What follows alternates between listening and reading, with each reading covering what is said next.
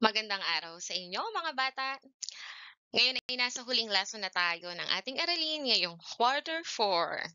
Nasa ikawalong linggo na tayo at tatalakhayin natin ngayon ang paglutas ng routine at non-routine na suliranin gamit ang mga datos sa pictograph ng walang scale. So bago yan, balik-aralan muna natin ang nakaraan nating aralin. So suriin ang datos ng mga batang lalaking sumali sa camping ng paaralan. Yan. So, ito ang pangkat bughaw. Sila ang mga batang sumali sa camping. Ito naman ang mga pangkat ng mga batang mula sa luntian. Sila ang mga batang sumali sa camping. Ito naman sa lila at ito sa kahel. So, gamit ang pictograph, sagutin ang mga tanong. Ilang pangkat ang sumali sa camping? O ilang pangkat ba ito? So, ang sagot ay apat. Apat na pangkat. Isa, dalawa, tatlo, apat. Gaano karami ang pangkat bughaw kaysa luntian? So, ang pangkat bughaw ay ilan ba? Bilangin natin. Isa, dalawa, tatlo, apat, lima, ito, walo, siyam, sampu, 11. So, ang pangkat bughaw ay 11. Samantalang ang pangkat luntian, bilangin natin. 1, 2, 3, 4, 5, 6, 7, 8, 9. So, siyam yung pangkat luntian. So, ang tanong dito, gaano karami ang pangkat bughaw kaysa luntian? Kapag ganito ang tanong, ibig sabihin, ilan daw yung lamang ng bughaw kaysa luntian? Para makuha nyo lang yan, ima-minus nyo lang yung 11. O, 11 minus 9. Ibabawas nyo yung 9 sa 11 para makuha nyo kung gaano karami ang bughaw sa luntian. So, ilan ba yon?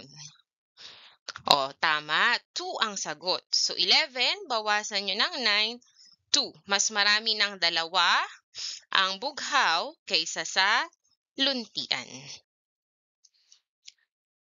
Anong pangkat ang may parehong bilang ng sumali sa camping? So, alin kaya dito? Meron bang magkapareho? A. Eto bang bughaw at luntian? B. Eto bang luntian at lila? C. Eto bang luntian at kahel? D. Eto bang lila at kahel? Ang tamang sagot ay luntian at kahel. Letter C. Anong pangkat ang may pinakamaunting sumali? O, tingnan nyo, alin dito ang may pangkat na may pinakamaunting sumali? Kitang-kita naman, yan ay lila. Ilan lahat ang mga batang sumali sa pangkat luntian at lila? O, ibig sabihin, ilan lahat? O, kung naalala nyo pa yung ating problem solving dati, kapag may lahat, anong operation ang gagamitin? Tama, addition. So, ipagpa-plus natin o pagsasamahin natin yung bilang ng luntian at lila. So, ilan nga ang luntian? Sila ay 9. At ang lila, bilangin natin. 1, 2, 3, 4, 5, 6, 7. Yan. So, 9 plus 7 ay 16. So, ang sagot ay letter B. Yan. So, ang pictograph ay graph na gumagamit ng mga larawan o mga simbolo upang ipakita ang mga datos. So, ang key o legend ay ang deskripsyon ng larawan o ilustrasyon. May interpreta ang pictograph sa paggamit ng legend. Okay? So, mamaya papaliwanag ko yan. Bago yan, makinig muna sa kwentong aking babasahin, Pagsibol sa Kamay ni Nicole. Yan, isinulat ito ni Marife A. Abejuela. Mahilig magtanim ng mga halamang namumulaklak si Nicole. Napakaganda ng kanyang hardin. Ang daming magagandang halamang namumulaklak dito. Lahat ng halamang itinatanim niya ay nabubuhay. Napakahusay ng kamay ni Nicole sa pagtatanim. Pinapalago niya ang mga halamang dito, pinapalago niya ang mga halaman dito lalo na ang mga katutubong halamang kagaya ng sampagita, Yan, sampagita, santan, gumamela at ilang-ilang. Sa ngayon, mayroon siyang 10 halaman ng sampagita, 5 gumamela, 12 santan at 5 ilang-ilang. Ulitin ko, mayroon siyang 10 sampagita, 5 gumamela, okay, lakihan natin. Yan, di pa rin kita. 12 santan at yan, 5 rin na ilang-ilang. Okay, so 5 din itong gumamela, tapos 10 ang sampagita. Okay, tandaan nyo yan ha. May mga bumibili sa kanya ng kanyang mga halaman at ibinebenta niya ito sa murang halaga. Ang hilig ni Nicole sa pagtanim ay kanyang napapagkakitaan. Kumikita na siya, nakakatulong pa siya sa kalikasan. Ano ang hilig gawin ni Nicole? Kung ang sagot nyo ay mahilig siyang magtanim, tama kayo. Ano-ano ang mga halamang nabanggit sa kwento? Magbigay nga kayo. Yan. So, kung naalala nyo ang sampagita, santan, ilang-ilang at gumamela, tama kayo. Paano nakakatulong sa kalikasan ang hilig ni Nicole sa pagtatanim?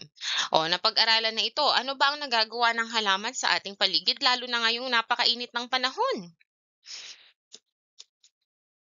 Okay, so nakakapagbigay ito ng lamig at saka oxygen, 'di ba? So sa halaman nanggagaling yung oxygen na kailangan natin at tumutulong ito para maging malinis ang ating hangin. At lang ngayong mainit, nakakatulong ito para maliliman o maging malamig ang ating paligid. Ilan lahat ang tanim na sampagita sa hardin? O, kung natatandaan nyo, ilan yon? Okay. Ayan. So, meron tayong 10 sampagita, 5 gumamela, 12 santan at 5 ilang-ilang. Okay. Ibigay ang kabuuang bilang ng mga bulaklak base sa pictograph. Ngayon, isasali natin sa pictograph yung datos ng mga halaman ni Nicole. Okay? So, ang ating ginamit na legend dito ay bulaklak. So, kanina 'di ba nabanggit ko yung legend. Ibig sabihin ng legend, ano yung larawan na ginamit natin sa pictograph. So, ang legend natin dito ay bulaklak. At nakalagay dito, ang isang bulaklak ay katumbas ng isang piraso. So, 1 lang ang bilang natin yan. Isa-isa lang. Okay? So, ilan nga ang sampagita? Check natin kung tama ang lagay. 1, 2, 3, 4, 5, 6, 7, 8, 9, 10. Tama, may 10. Ang santan, 1, 2, 3, 4, 5, 6, 7, 8, 9, 10, 11, 12. Ang ilang-ilang, 1, 2, 3, 4, 5. Ganun din ang gumamela. Ito din ay may 5. Okay? Yan. So, yan ang kabuuang bilang ng mga tanim na sampagita, santan, ilang-ilang at gumamela ni Nicole. Sagutin natin ang mga tanong. Anong bulaklak ang pinakamarami? O, kitang-kita nyo naman, base sa ating pictograph. Ito yung kahalagahan ng pictograph. Mabilis nating nakikita ang bilang ng mga datos. So, santan ang sagot, di ba? Silang may pinakamarami. Ano naman ang may pinakamaunti?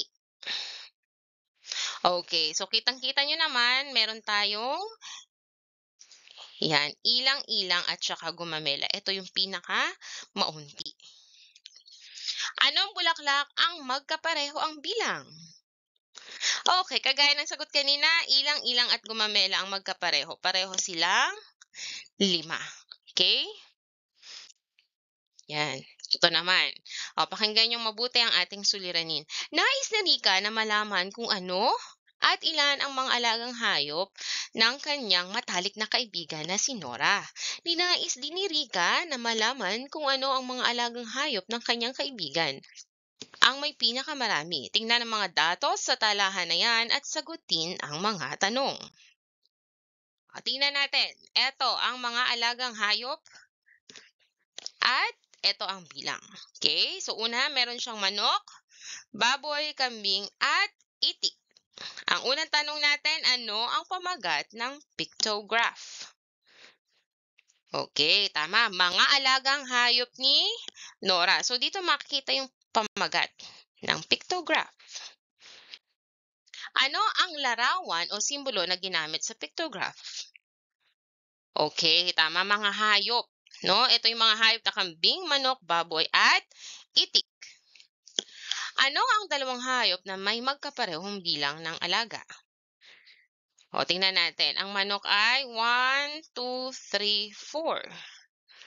Ang baboy ay 1, 2, 3, 4, 5. Ang kambing ay 1, 2, 3, 4, 5, 6. Ang itik ay 1, 2, 3, 4. Okay, o alin dito ang may magkaparehong bilang ng alaga? So, kitang-kita nyo ang manok at saka ang itik. So, may magkapareho silang bilang ng alaga. Gamit ang mga datos na ibinigay sa talahan na yan, sagutin natin ang mga tanong na nasa ibaba ng pictograph.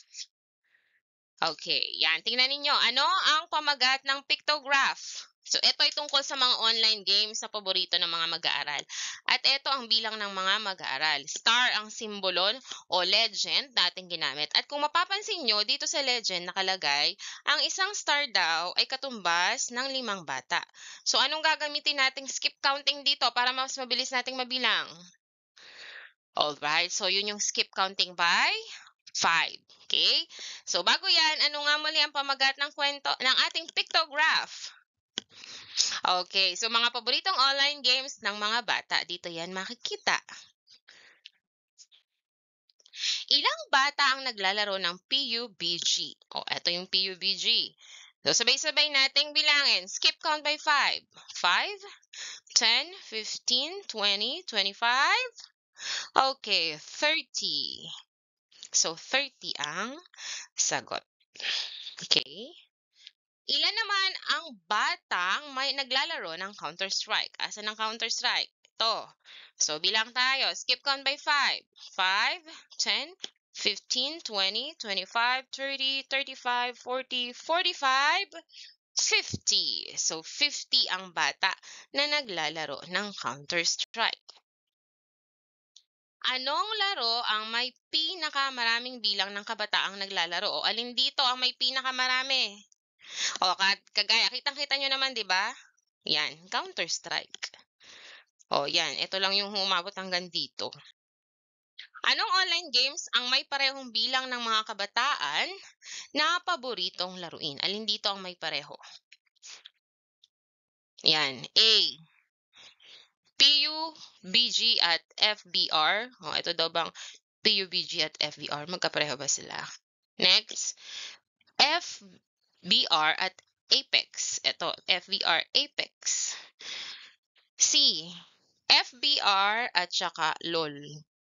O, alin doon sa pamimilian ang may magkapareho? Okay, so eto, doon sa pamimilian ang magkapareho ay FBR at Legend. Pero, magkapareho din yung PUBG at LOL. Pero wala kasi sila sa pamimilian. Kaya eto ang sagot. Next, ilan lahat ang kabuuang bilang ng mga kabataang naglalaro ng online games? Ang dami. So, skip count by 5 tayo lahat. Okay, 5, 10, 15, 20, 25, 30, 35, 40, 45, 50, 55, 60, 65, 70, 75, 80, 85, 90, 95, 100. O, nakaisang 100 na tayo. Isa pa. 5, 10, 15, 20, 25, 30, 35, 40, 45, 50, 55, 60, 65, 70, 75, 80, 85, 90, 95, 100. O, ilang 100 yon? Tama, dalawa. So, ilan yung dalawang 100? Okay, 200. So, 200 lahat ang batang naglaro ng online games.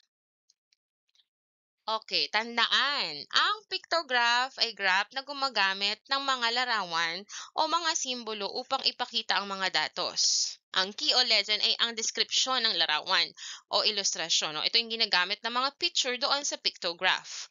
Yan, maaaring ang isang legend ay katumbas ng 2, 3, 4 o 5 o pwedeng 10. Kaya tititigan yung mabuti yung ibinigay na legend. Titingnan nyo kung ilan ang katumbas ng larawan. Okay? So, mai-interpreta ang pictograph sa paggamit ng legend. Gamit ang mga datos na ibinigay sa talahan na yan, sagutin ang mga tanong na nasa ibaba ng pictograph. Okay, eto. Kung pagsasamahin ng award, tingnan muna natin ang legend. Ang picture na ginamit dito ay heart. Oh, ito daw yung pangalan ng mga bata na nagkaroon ng award. Okay? So, ang isang puso, 10 ang award. Dami naman nilang award, di ba? Okay. So, eto, skip count by 10 ang gagawin natin. So, ang isang heart daw katumbas ng 10 award. Yan. Kung pagsasamahin ang award na natanggap ni Elena, ayan, si Elena at Kim, ilan lahat ito? So, skip count by 10 tayo. 10, 20, 30, 40, 50, 60, okay, 70 ang sagot. 70 kapag pinagsama yung premyo o award ni Kim at Elena. Ano ang simbolo na ginamit sa pictograph? Nabanggit ko na kanina. Okay, syempre, puso. Next, ilang mag-aaral ang nakatanggap ng paper hearts? O ilan daw? Ilan ang mag-aaral? 1, 2, 3, 4, 5. So, 5 mag-aaral. Ilang premyo o award ang katumbas ng isang puso? Ang isang puso daw ay ilang award? Okay, so 10. Ayan, ang isang puso ay katumbas ng 10. Sino ang nakatanggap ng may pinakamaraming premyo? Ayan, kitang-kita nyo naman si Joyce ang nakatanggap ng pinakamaraming award o premyo.